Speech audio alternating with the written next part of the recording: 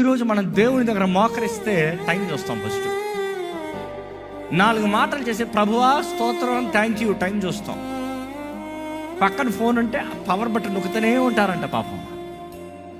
ఎందుకు? ఎంతసేపు అయింది, బోరు కొడుతుంది. కారణం ఏంటి తెలుసా? నువ్వు నిజంగా ఆయన ప్రేమలో పడలే, నువ్వు నిజంగా ఆయన ప్రేమించు. You really don't love God. That's very evident. It's very evident.